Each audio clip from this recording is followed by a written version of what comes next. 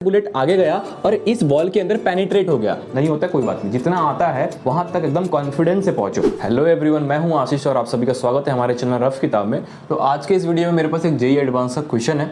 इस क्वेश्चन के अंदर एक गन है और उस गन को फायर किया है तो उसके अंदर से बुलेट निकला। ठीक है, उस बुलेट का मास है 20 ग्राम और उसकी इनिशियल वेलोसिटी है 1 मीटर पर सेकंड। मतलब जैसे ही फायर किया बुलेट निकला तो उसकी स्पीड कितनी है 1 मीटर पर सेकंड। ओके, यहां से बुलेट आगे गया और इस बॉल के अंदर पेनिट्रेट हो गया। ठीक है, इस बॉल का थिकनेस दिया हुआ है 20 सेंटीमीटर। ओके, और जब ये बुलेट बॉल के अंदर से मोशन करते हुए बाहर निकलेगा तो एक रेजिस्टिव फोर्स लगेगा ना भाई, इसकी वेलोसिटी स्लो भी तो हो जाएगी। नहीं समझे? किसी भी चीज से अगर कोई चीज टकराती है तो उसकी वेलोसिटी स्लो हो जाती है, मतलब वो एक फोर्स ऑफर्ड करता है सामने वाली चीज। तो हमें क्या निकालना है, जब ये बुलेट इस बॉल के थिकनेस से पास हो जाएगी, जैसे ही पास होगी उसके पास कुछ वेलोसिटी होगा, वही फाइनल वेलोसिटी निकालना है। जैसे ही ये बुलेट इस बॉल के पास आएगा तो इसकी भी तो इनिशियल वेलोसिटी कितनी होगी 1 मीटर पर second.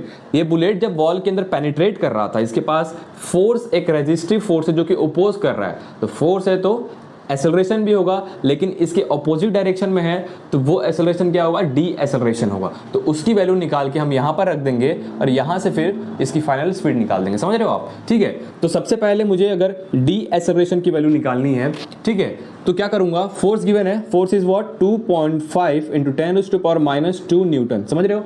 Okay, divide by mass of bullet क्या है 20 ग्राम, लेकिन अपने को केजी में चेंज करना है। तो 20 ग्राम को अगर आप केजी में चेंज करते हो तो क्या हो जाएगा 10⁻³ केजी। कोई डाउट? Into 10⁻³ KG. ओके, अगर आप इसको सॉल्व करते हो तो आपके पास जो आंसर आ जाएगा वो आ जाएगा 5/4।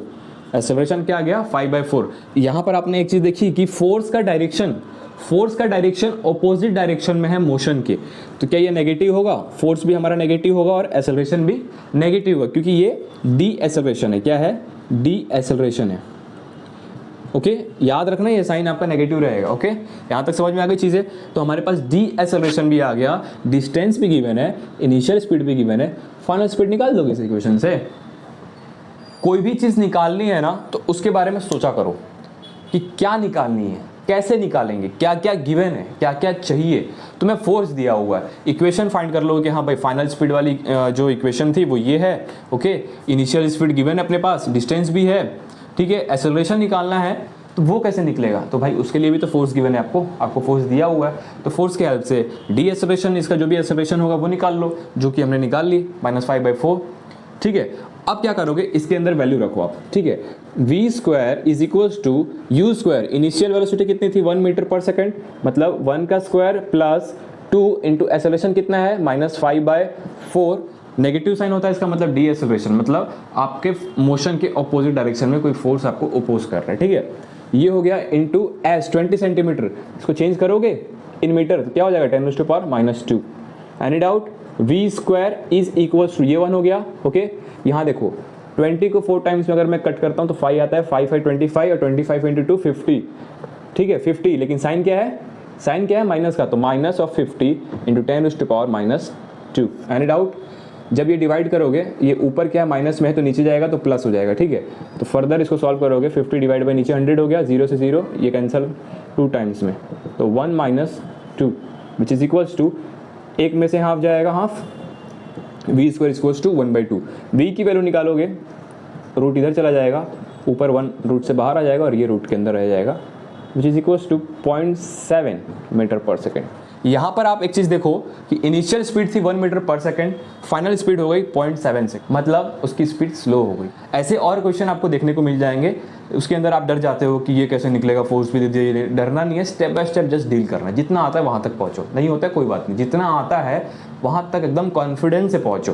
यही फिजिक्स है, यही सारा कैलकुलेशन है। ठीक है, आप एक एक चीज को अच्छे से डील किया करो ना। जेईई एडवांस का ये क्वेश्चन था, अगर आपका बेसिक अच्छा है तो सब अच्छा है, सब सॉल्व हो जाएगा। देखो यार, अगर आपसे क्वेश्चन सॉल्व नहीं हो रहा है तो वो कोई बड़ी बात नहीं है। बहुत सारे स्मार्ट लोगों से भी बहुत सारे क्वेश्चन सॉल्व नहीं होते, तो ये नहीं समझना कि अपने को नहीं आता है ना।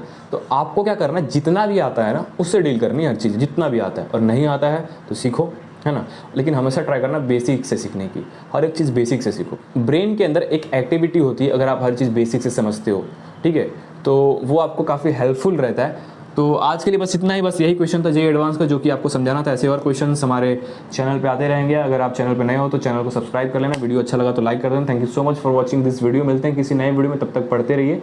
Thank you so much, bye bye.